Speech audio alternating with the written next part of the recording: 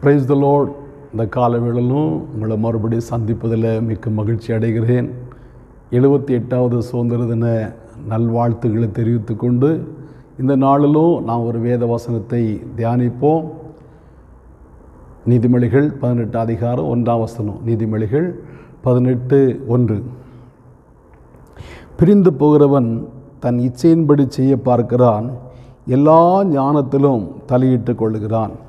பிரியமானவர்களே, சாலமன் சொல்கிறாரு, பிரிந்து போகிறவன் தன் இச்சையின்படி செய்ய பார்க்கிறான், எல்லா ஞானத்திலும் தலையிட்டு கொள்ளுகிறான் என்பதாக இங்கே என்ன வாசிக்கிறோம். இன்றைக்கு நம்மில் அநேகர் பிரிந்து போகிறார்கள். எதை விட்டு பிரிந்து போகிறார்கள்? தகப்பனுடைய அன்பை விட்டு பிரிந்து போகிறார்கள்.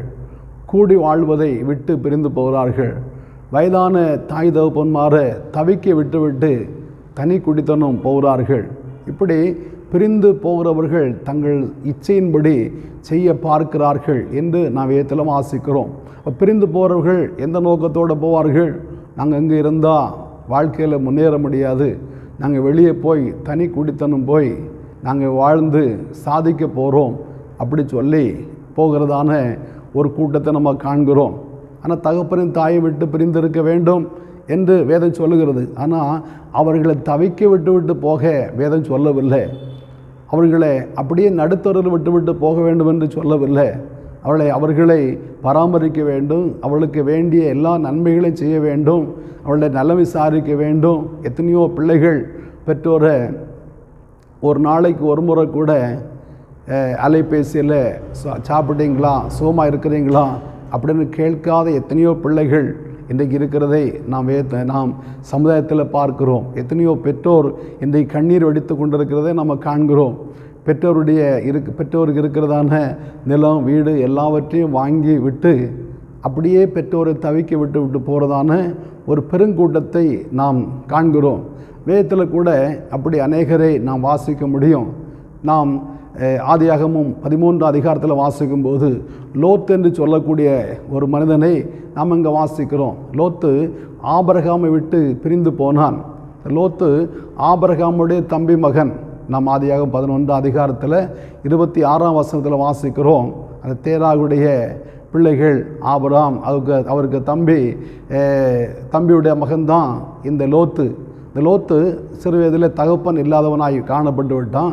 அப்புறம் இந்த பெரியப்பாவோட கூட ஆபிரகாமோட கூட இந்த லோத்து புறப்பட்டு வந்தான். முந்தின பேர் ஆபிரகாம், பிந்தின நாட்களில் அவனுக்கு ஆபிரகாம் என்று பெயர் மாற்றப்பட்டது. இந்த பெரியப்பாவோட கூட வந்து கொண்டிருந்தான். 13 அதிகாரம் 1-2 வசனங்களை நான் வாசிக்கும்போது ஆபிரகாமுக்கும் ஆடு மாடுகள் இருந்தது, லோத்துக்கும் ஆடு மாடுகள் இருந்தது. இப்போது ஆபிரகாமுடைய மந்தை மேய்ப்பருக்கும் லோத்துடைய மந்தை மேய்ப்பருக்கும் வாக்குவாதம் வந்தவுடனே ஆபிரகாம் சொல்கிறாரு, லோத்தே, நீ என்னை விட்டு பிரிந்து போகிறதா இருந்தால் பிரிந்து போகலாம், நமக்குள்ள வாக்குவாதம் வேண்டாம், பிரிந்து போகிறதா இருந்தால் பிரிந்து போகலாம் அப்படி என்று ஆபிரகாம் சொல்கிறார். பாருங்கள், ஆபிரகாமும் ஏராளமான ஆடு மாடுகள் இருக்குது, லோத்துக்கும் ஆடு மாடுகள் இருக்குது. இந்த லோத்து பிரிந்து போவானான்னா லோத்துடைய ஆடு மாடுகளை, அவனுடைய வேலைக்காரங்களை, அவனுக்கு உண்டான ஆஸ்தியை மாத்திரம்தான் கொண்டு போக முடியும். ஆனால் இந்த லோத்து ஆபிரகாமோட கூட இன்னும் சில காலம் இருப்பானான்னா இந்த ஆபிரகாமுடைய ஆஸ்திகளில் அந்த பெரியப்பாவுக்கு கொஞ்சம் ஒத்தாசையாக உதவியாக இருக்க முடியும். ஒருவேளை ஆண்டவர் ஆபிரகாமோட கூட சொன்னார், நான் உன்னுடைய சந்ததியை பெருக பண்ணுவேன், உனக்கு ஒரு ஈசாக்கை கொடுப்பேன்னு சொன்னார். ஒருவேளை அந்த ஈசாக்கு பறக்கிற வரைக்குமாவது அந்த லோத்து ஆபிரகாமோட கூட இருந்திருப்பாரானா மிகுந்த சந்தோஷமாக காணப்படும், அந்த குடும்பத்துக்கு ஒரு ஆரோக்கியமாக காணப்படும், ஆபிரகாமுக்கு ஒரு மகிழ்ச்சியாய் காணப்படும். ஆனால் லோத்து ஆபிரகாமை விட்டு பிரிந்து போனான். எங்கே போனான்? சோதோமுக்கு போனான். சோதோமை பார்க்கும்போது எகிப்து தேசத்தை போலவும் கர்த்தருடைய தோட்டத்தை போலவும் செழிப்பாக இருக்கிறதை பார்த்து பிரிந்து போனான். பெரியப்பா விட்டு பிரிந்து போன போது அவனுடைய வாழ்க்கையில் ஒரு சந்தோஷம். பரவாயில்ல, நான் இந்த கிழவனை விட்டு பிரிந்து வந்து விட்டேன், இனி நான் சாதித்து காட்டுவேன், அவரை விட அதிகமான ஆடு மாடு மிருகங்களோட கூட நான் வாழ்வேன் என்று சொல்லி அவன் பிரிந்து போனான். பிரிந்து போய் அங்கே போய் கொஞ்ச நாள் இருக்கும்போது அந்த சோதோமுக்கு எதிராக யுத்தம் வந்தது. சோதோமில் இருந்த ஜனங்கள் சிறைப்பட்டு போனார்கள். அந்த நேரமும் ஆபிரகாம் தான் சில வேலைக்காரர்களோட கூட போய் அந்த லோத்தை மீட்டு கொண்டு வந்தார். அப்போதாகிலும் அந்த லோத்து ஆபிரகாமோட கூட இருந்திருக்க வேண்டும். ஆனால் அப்போதும் அவன் இருக்கவில்லை. மறுபடியும் சோதோமுக்கு போய் அங்கே சோதோமும் நடுவில் குடியிருந்தான் என்று வாசிக்கிறோம். ஆண்டுடைய கோபம் அந்த சோதோமுள்ள ஜனங்கள் மேலே மூண்டது. சோதோமின் ஜனங்கள் பாவிகளாக இருந்தார்கள். சோதோமின் ஜனங்களுடைய பாவம் வானபரிந்து எட்டின போது ஆண்டவர் சோதோம் கொமோராவை அழிக்க முற்பட்டார். அழிக்க வந்தபோது சோதோமிலிருந்து லோத்து அங்கிருந்து வெளியேற்றப்பட்டான். ஒருவேளை 18 அதிகாரத்தில் வாசிக்கும் போது இந்த லோத்துக்காக ஆபிரகாம் கர்த்தருடைய தூதன் நோக்கி ஜெபம் பண்ணினார், விண்ணப்பம் பண்ணினார். 50 நீதிமான்கள் இருந்தால் அதை காப்பீரா, 40, 30, 20, 10 பேர் இருந்தால் காப்பீரா என்று சொல்லி ஆண்டுடைய சமூகத்தில் ஆபிரகாம் ஜெபித்தார். ஜெபித்த பிற்பாடு அந்த தூதர்கள் போய்விட்டார்கள், சோதோமுக்கு போனார்கள்.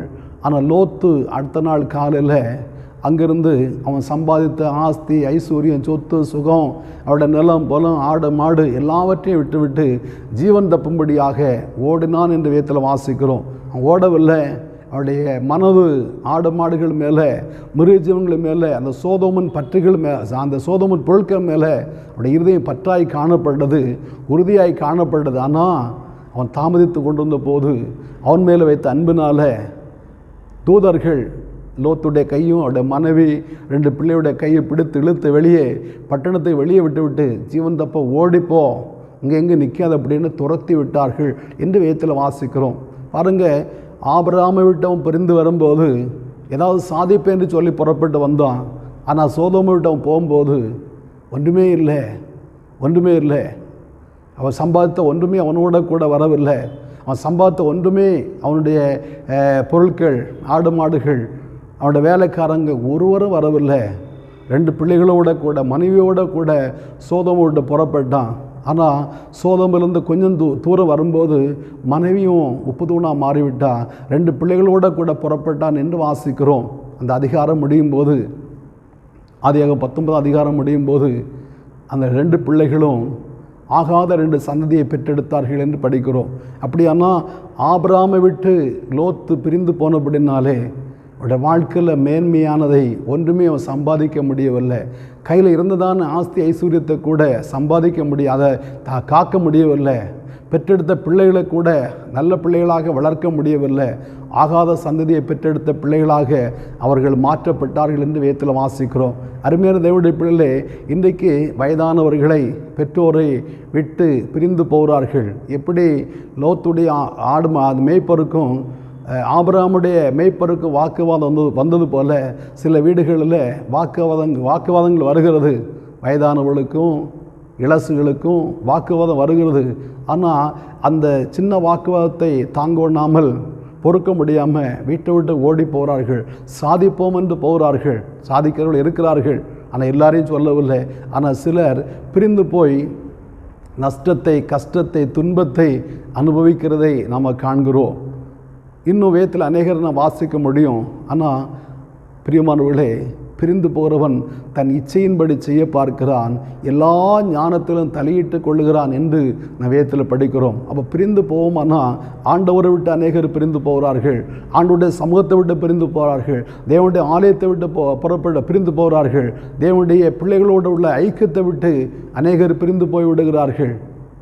தேவனுடைய பிள்ளைகளோட ஐக்கியம் இல்லை. தேவனுடைய சபையில் உள்ளதான மற்ற விசுவாசிகளோட கூட ஐக்கியம் இல்லை. தேவ பிள்ளைகளோட ஐக்கியம் இல்லை. தேவனோட ஐக்கியம் இல்லை. எத்தனையோ தேவனுடைய பிள்ளைகள் காலை ஜெபம் இல்லை, ஆண்டவரோடு பேசுறதில்லை, வேத வசனத்தை தியானிப்பதில்லை. ஏதோ சூழ்நிலை, ஏதோ சோர்வு ஆண்டவருடைய வாழ்க்கையில் இவைகளை அனுமதித்து விட்டார் என்று சொல்லக்கூடியதான அந்த குறிப்பிட்ட காரியத்தை நிமித்தமாக ஆண்டவரோடு ஐக்கியம் இல்லை. தகப்பனாகிய ஆண்டவரை விட்டு பிரிந்து போகிறதான அந்த சூழ்நிலை அநேகருடைய உள்ளத்தில் காணப்படுகிறது. ஆனால் ஒன்றுமே சாதிக்க முடியாது, ஒன்றுமே பெற்றுக்கொள்ள முடியாது. நான் லூக்கா 15 அதிகாரத்தில் வாசிப்போமானா, இளைய குமாரன் தனக்கு உண்டான எல்லாவற்றையும் சேர்த்து கொண்டு தகப்பனை விட்டு தூரமாக போனான், பிரிந்து போனான். ஆனால் அவன் ஒன்றுமே மேன்மையை பெற்றுக்கொள்ள முடியவில்லை. அவன் தகப்பனிடத்தில் திரும்பி வரும்போது ஓட்டாண்டியாக வந்தான். அவனுடைய கையிலிருந்து ஒன்றுமே கொண்டு வரவில்லை. சாப்பிட ஆகாரம் எல்லாமே பன்றிகளோட கூட பன்றியோட தவிட்ட சாப்பிட ஆசையாக இருந்தான். அதுவும் அவனுக்கு கிடைக்கவில்லை என்று நாம் வேதத்தினூடாக வாசிக்கிறோம். பிரியமானவர்களே, அவன் வரும்போது வெறுமையாக வந்தான், நொடிந்து போய் வந்தான், பசியோடு வந்தான், பட்டினியோடு வந்தான், கந்தல் துணியோடு கூட வந்தான். இங்கேருந்து போகும்போது எவ்வளோ ஆடம்பரத்தோடு போனான்.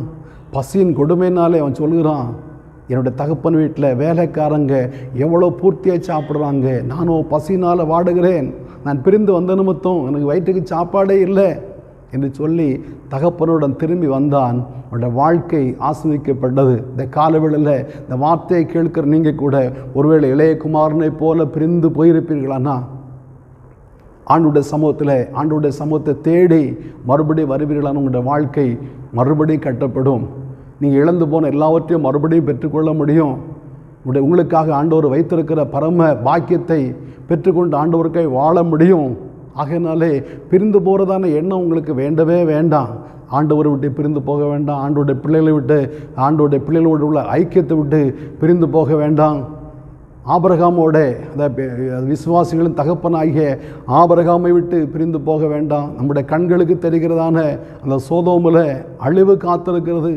நம்முடைய கண்களுக்கு தெரிகிற அந்த செழிப்பு நிலைத்திருப்பதில்லை, அது சீக்கிரமாக அழிந்து போகும், அழிவுக்கு ஆயத்தமாக்கப்பட்டது. ஆகினாலே உங்களை வைத்திருக்கிற இடத்துல நிலைத்திருங்க, ஆசீர்வதிக்கப்படுவீங்க. ஒருவேளை நீங்கள் பிரிந்து போயிருப்பீர்களானா மறுபடியும் பழைய இடத்துக்கு திரும்பி வர ஆசைப்படுங்க, விரும்புங்க. ஆண்டவர் உங்களுக்கு அனுக்கிரகம் செய்வார். ஜெபிப்போமா? நல்ல பிதாவே, நன்றியோடு துதிக்கிறோம், வாழ்த்துகிறோம். பிரிந்து போகிறவன் தன் இச்சையின்படி செய்ய பார்க்கிறான், எல்லா ஞானத்திலும் தலையிட்டு கொள்ளுகிறான் என்று நாங்கள் வேதத்தினோட வாசிக்கிறோம். ஆண்டவரே, இந்த கால வேளையிலப்பா ஏசப்பா உமக்கு ஸ்தோத்திரையா. லோத்து பிரிந்து போய் ஆண்டவர் வெறுமையாக ஏசப்பா சோதோமை விட்டு ஓடினான் என்று வேதத்தினோடாய் வாசிக்கிறோம். ஆண்டவரே, இந்த இளையகுமாரன் தகப்பனை விட்டு பிரிந்து போய் ஆண்டவர் வெறுமையாக பசியோடு பட்டினியோடு கந்தை துணியோடு கூட தகப்பனுடன் திரும்பி வந்தான் என்று வேதத்தினோடாய் வாசிக்கிறோம்ப்பா. இந்த காலவெளியிலப்பா அந்த வார்த்தையை கேட்கிற அருமையான உம்முடைய பிள்ளைகள் ஆண்டவரே உமக்கு ஸ்தோத்திரம். உம்மை விட்டு உம்முடைய ஐக்கியத்தை விட்டு உம்முடைய ஆண்டவரை விசுவாசிகளோடு உள்ள உறவை விட்டு பிரிந்து போய் கொண்டிருப்பார்களானா ஆண்டவர் மறுபடியும் திரும்பி வரக்கூடிய கிருபைகளை ஆண்டவர் தாமே கொடுக்க வேண்டும் என்று ஜெபிக்கிறோப்பா. ஏசப்பா உமக்கு ஸ்தோத்திரம். ஆண்டவரை ஸ்தோத்திரையா. பிரிந்து போகிறவன் ஆண்டவரை கத்த வாழ்வடைவது கடினமாய் காணப்படுகிறது. நாங்கள் வேதத்தினூடாக தியானித்த இந்த 2 சம்பவத்திலும் ஆண்டவரை பிரிந்து போனவர்கள் மேன்மை அடையவில்லைப்பா. ஏசப்பா தரித்திரப்பட்டார்கள், ஆண்டவரை துன்பப்பட்டார்களப்பா. ஆண்டவரை கத்த துண்டை காணும் துணியை காணும் ஆண்டவரை திரும்பி ஓடினார்கள் என்று நாங்கள் வேதத்தினூடாக வாசிக்கிறோம். ஏசப்பா உமக்கு ஸ்தோத்திரம். இந்த வார்த்தையை கேட்கிற ஒருவருக்கு அந்த சூழ்நிலை வராதபடிக்கு அதுக்கு முன்பதாக ஆண்டவர் உம்முடைய சமூகத்தில் ஓடி வரக்கூடிய கிருபைகளை ஆண்டவர் தர வேண்டும் என்று ஜெபிக்கிறோப்பா. அப்பாவுடைய கரங்கள் அர்ப்பணிக்கிறோம். இயேசு மூலம் பிதாவே, ஆமேன், ஆமேன். ஆண்டவர் உம்மை ஆசீர்வதிப்பாராக.